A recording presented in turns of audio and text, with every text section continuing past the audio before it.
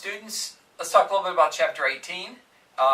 The previous chapters we've discussed Hubble's discovery of galaxies receding from us, that the further away galaxies are receding more rapidly, and how this points to the idea of an expanding universe.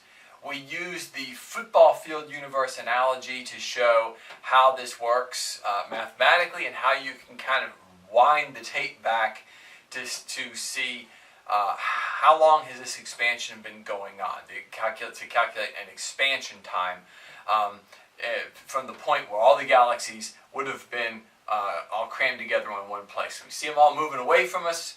We know that means that in the past they had to be closer together. You wind the clock back and you find that at some point all the galaxies are in the exact same spot. And we talk about this as the expansion time, how long it's taken how long the universe has been expanding. Now, we did that with a football field universe. For the real universe, you can do all of this stuff. You can make these Hubble plots, you can calculate a Hubble constant, and you can calculate an expansion time. And that expansion time comes to be 14 billion years, roughly, for our universe. That seems to be the amount of time that if you look at the galaxies in the real universe and how they're moving away from each other, and if you look back and calculate, okay, they're moving away from each other now, so they had to be closer together in the past, and closer together still in the further past, and at what point were they all together sort of in one spot?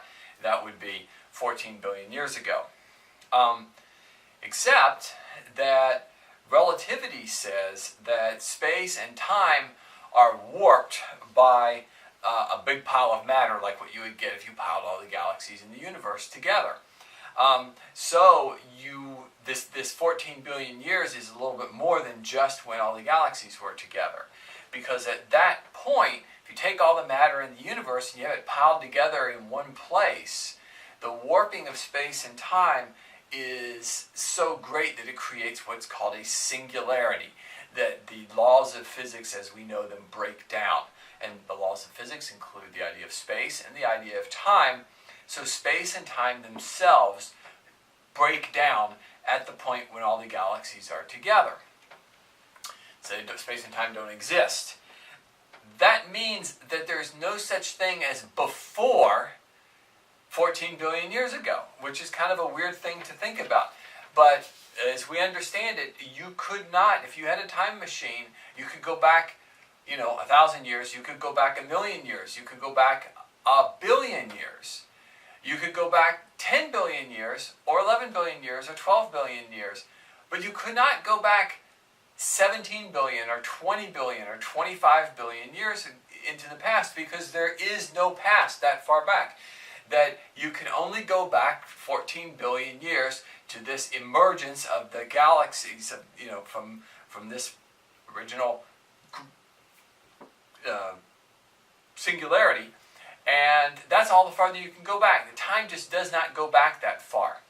The person who worked this out was a Belgian scientist by the name of Georges Lemaitre, and he described his theory as a day without a yesterday.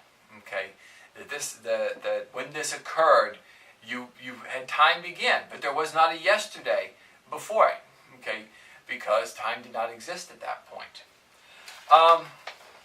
The British astronomer Fred Hoyle did not think too much of this theory, and he came up with an insult name for Lemaitre's theory. He called it the Big Bang theory, and that was a derogatory term, but the name stuck, and we've been calling it the Big Bang theory ever since. In the 1940s, some scientists calculated that if the universe did originate in a Big Bang, that the radiation from that event that was created during that event should still be detectable. And in the 1960s, a couple of scientists in New Jersey who were building a new kind of antenna discovered it by accident. Their antenna was picking up this noise, and they couldn't figure out what it was. And somebody else who was involved in the Big Bang work realized that they had succeeded in discovering this thing called the cosmic microwave background. microwave, because that's the type of radiation that it is at this point, is microwaves. So this was a huge boost for the Big Bang Theory, because if you may recall back with Lemaitre discovering the planet Neptune, if you can use a theory, in Lemaitre's case he used Newtonian gravity and momentum to calculate and say, hey, there should be a planet here, and then you go and you discover that planet. That's a powerful endorsement of that theory, that you can use it to predict something and say, hey, look for this and you'll find it. Well, that was a very powerful endorsement for the Big Bang Theory, is that somebody could use it, calculate, and say, hey, you should be able to discover this radiation, and then somebody else, 2 decades later, succeeds in actually discovering it, almost by accident.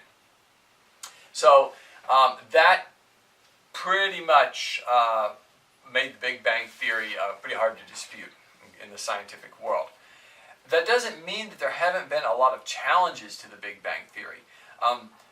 Historically speaking, astronomers have tended to be Aristotelians on their ideas of the beginning of the universe.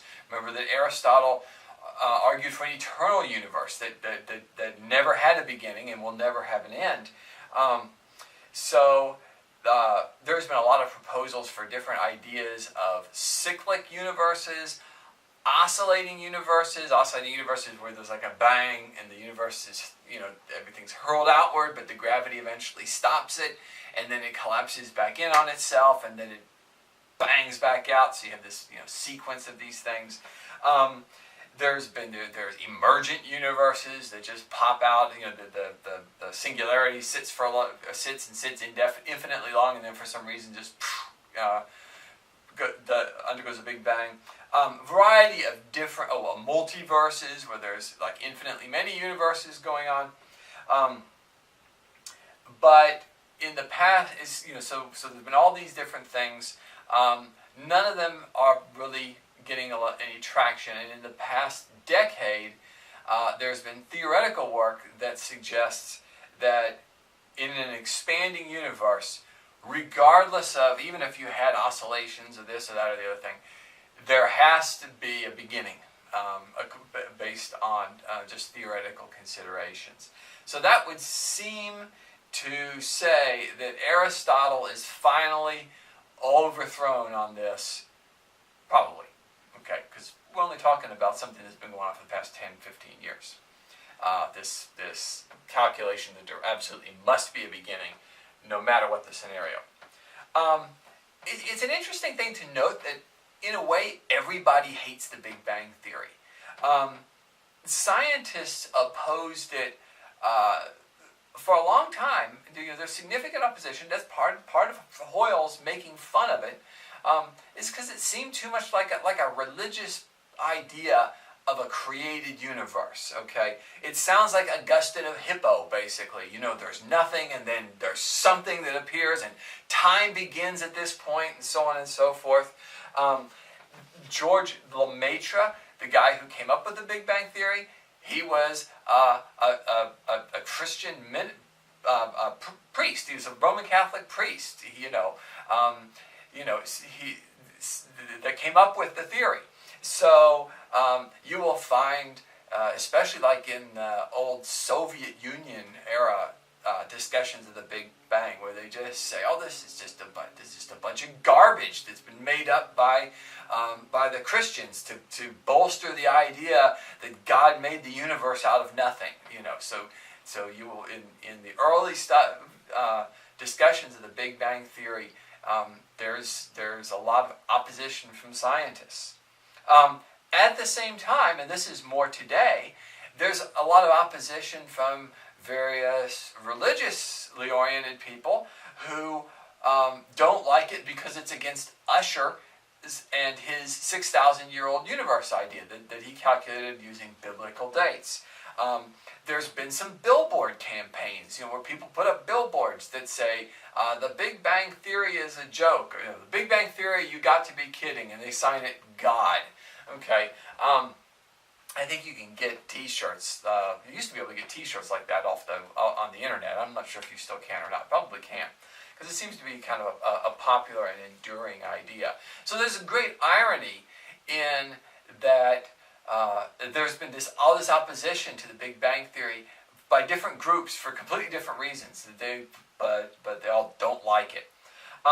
The Big Bang Theory we need to keep in mind that the Big Bang Theory is a young theory.